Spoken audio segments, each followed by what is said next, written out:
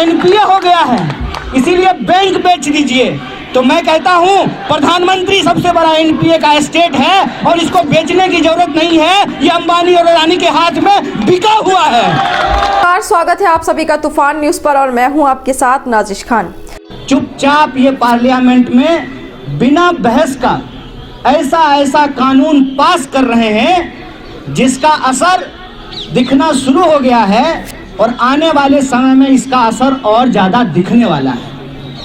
अब अगर आपके पास पैसा है तो आप सीआईएसएफ को गार्ड के तौर पे अपने घर के पास रख सकते हैं। बताइए, देश की पैरामिलिट्री देश की संपत्ति की रक्षा करने के लिए है।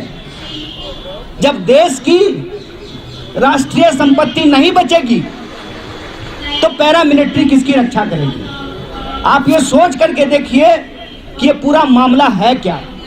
सरकार जिसको चुनने में लाखों करोड़ों रुपया खर्च होता है, चुनाव आयोग में काम करने वाले लोगों को हमारे आपके टैक्स के पैसे से वेतन दिया जाता है, चुनी जाएगी, लेकिन सरकार देश की जनता के लिए कोई काम नहीं करेगी, देश के लिए काम नहीं करेगी, दोस्त के लिए काम करेगी। ये लड़ाई के तौर पे मैं कहता हूं, जो सरकारी दोस्त हैं और जो सरकारी लोग हैं उनके बीच में है ये सवाल, हम लोगों को समझना पड़ेगा। और देश हमेशा देश के लोगों से बनता है, प्रधानमंत्री के दोस्त से देश नहीं बनता है, देश देश के लोगों से बनता है।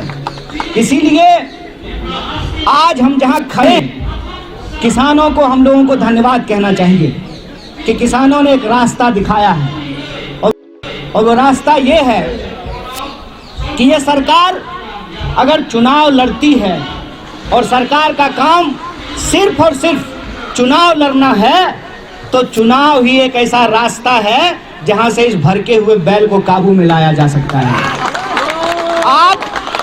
आप किसानों के आंदोलन को देखिए, 1 साल हो गया और इस दौरान क्या क्या नहीं बोला गया। कहा गया कि खालिस्तानी हैं, कहा गया कि नक्सली हैं। तो बताइए 56 इंची प्रधानमंत्री जी खालिस्तानियों से डर करके कानून वापस ले लिए। क्यों कानून वापस लिए?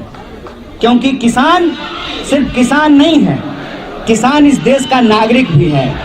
आप सिर्फ बैंक कर्मी नहीं हैं, आप इस देश के नागरिक भी हैं। और आप अगर नोटबंदी जैसे गलत नीति के वक्त में भी सरकार के साथ खड़ा होकर के अपनी जान गंवा करके 8 घंटे के बदले 18 घंटा काम करके अगर उस परिस्थिति से देश को निकाले हैं तो इस सरकार को अगर आप चाहें तो नकेल भी लगा सकते हैं, उसको रोड पे ला करके खड़ा कर सकते हैं।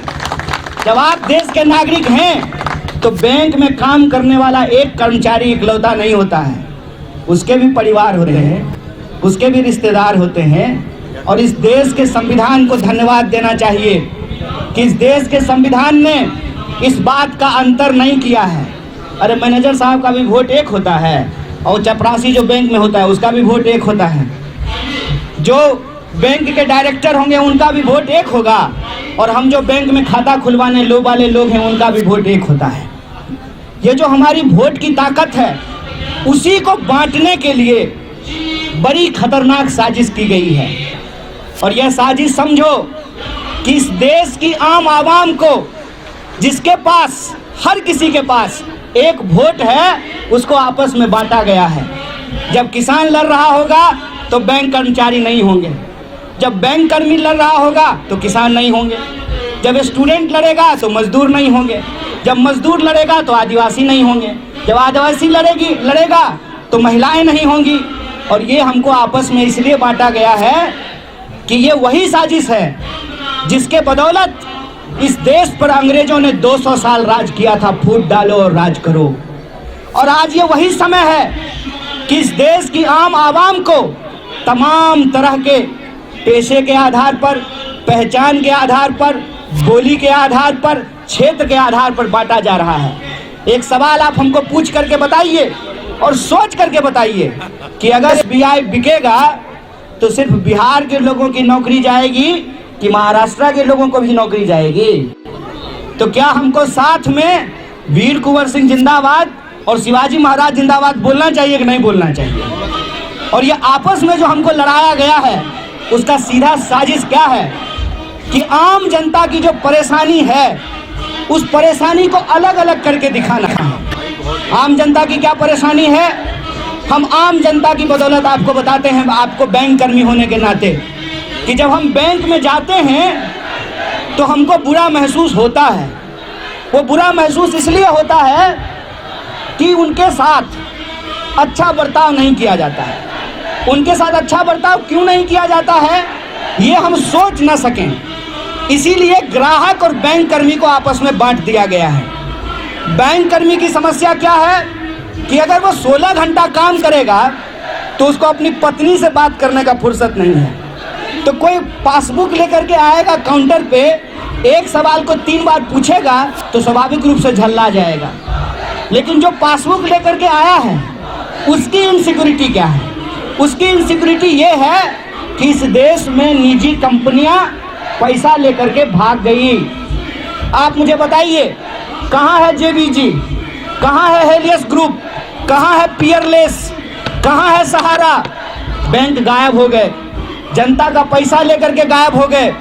और जनता का पैसा, उनकी गाढ़ी कमाई कोई चुरा करके ना भागे, उसकी गारंटी सरकार ले, उसकी गारंटी आरबीआई ले।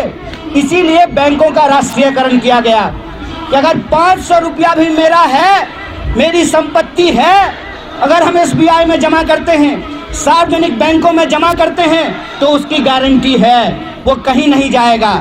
लेकिन देखिए कि आज बैंकों के साथ क्या किया गया है। पहले कहते हैं जनधन खाता खुलवा लीजिए, जब खाता खुलवा लीजिएगा तो कहेंगे कि बैंकिंग सिस्टम से कोई भी इंसान बाहर नहीं रहना चाहिए, सबको बैंकिंग सिस्टम में आ जाना चाहिए। और बैंक की व्यवस्था ऐसी बना दी कि 5 बार से ज़्यादा अगर एटीएम यूज कीजिएगा तो फाइन लगेगा, नया पासबुक लीजिएगा तो पैसा लगेगा, नया चेकबुक लीजिएगा तो पैसा लगेगा। हमको तो लगता है कि किसी दिन बैंक के आगे से गुजर गए, सीसीटीवी कैमरा में मुंह आ गया तो उसका मुंह दिखाई का भी 50 रुपया वसूल लिया जाएगा। आम लोगों से आप पैसे की वसूली करते हैं और वो जो पैसा है अपने दोस्तों के ऊपर दोनों हाथ से लुटाते हैं। फिर कहते हैं कि एनपीए हो गया है। अरे साहब, बैंक तो बाद में एनपीए हुआ है, पूरी की पूरी सरकार एनपीए होकर के बैठी हुई है। आप कहते हैं कि एनपीए हो गया है इसीलिए बैंक बेच दीजिए, तो मैं कहता हूं प्रधानमंत्री सबसे बड़ा एनपीए का एस्टेट है और इसको बेचने की जरूरत नहीं है, ये अंबानी और अडानी के हाथ में बिका हुआ है। ये बात मैं क्यों कह रहा हूं? ये बात मैं इसलिए कह रहा हूं कि इस देश के भीतर जो आपने नारा दिया है बैंक बचाओ देश बचाओ, उसका सीधा मतलब ये है कि आप रिपब्लिक बचाना चाहते हैं। मेरी बात का गलत अर्थ मत निकालिएगा। ऐसा नहीं है कि हम एसबीआई के पक्ष में बोल रहे हैं तो हम आईसीआईसीआई के खिलाफ हैं, लेकिन मेरा अपना अनुभव ये है कि अगर एम्स नहीं होगा तो फोर्टिस में बेड नहीं मिलेगा, अगर सरकारी स्कूल नहीं होंगे तो निजी स्कूल से कंपटीशन नहीं करेगा, अगर सरकारी बैंक नहीं होगा तो मेरी इस बात को नोट करके रखिए। अभी जब जाते हैं आईसीआईसीआई में तो गार्ड सलाम ठोकता है ना, अगली बार अगर धक्का नहीं मारा तो फिर मुझे कह दीजिएगा। वो एसबीआई है, वो राष्ट्रीय बैंक है कि राष्ट्रीय बैंक के मुकाबले में, उसके कंपटीशन में निजी बैंक आपके ग्राहकों के साथ अच्छा व्यवहार करता है। मैं कहता हूं कि अगर आपके अपने माँ बाप नहीं हैं, आपका घर वाला नहीं है, अगर आपको घर में इज्जत नहीं मिलती है तो आपको बाहर में भी इज्जत नहीं मिलेगी, क्योंकि बाहर के जो बैंक हैं उसका एकमात्र उद्देश्य है मुनाफा कमाना। लेकिन जो सरकारी बैंक हैं, जो सरकारी संपत्ति है, उसका एकमात्र उद्देश्य मुनाफा कमाना नहीं है। आप मुझे बताइए कि अगर रेलवे नहीं होगा, अगर सरकारी बैंक नहीं होगा तो आम लोगों के पहुंच से रेल बाहर होगा कि नहीं होगा? अगर सरकारी बैंक नहीं होगा तो आम लोगों के पहुंच से निजी बैंक बाहर होगा कि नहीं होगा?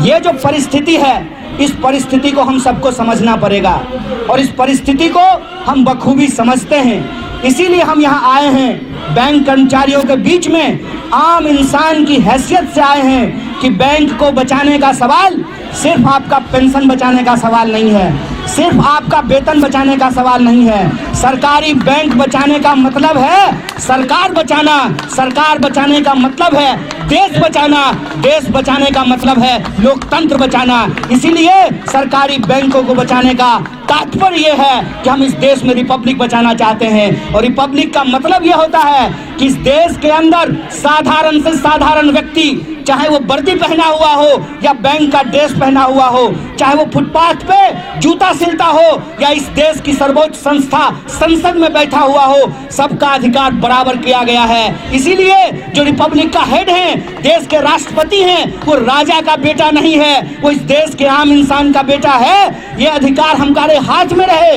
ये अधिकार हमारे हाथ में रहे। इसीलिए बैंक बचाओ देश बचाओ इस रैली में आए हुए आप तमाम लोगों का मैं समर्थन करता हूं और मैं आपको वादा करता हूं कि किसानों ने जो हमको रास्ता दिखाया है उस रास्ते पे हमको चलना पड़ेगा। यह सरकार जिससे डरती है उसको उसी से डराना पड़ेगा। आज के लिए बस इतना ही। और वीडियो देखने के लिए चैनल को सब्सक्राइब करें। अगर आपको हमारी वीडियो पसंद आ रही है तो लाइक और शेयर जरूर कीजिए।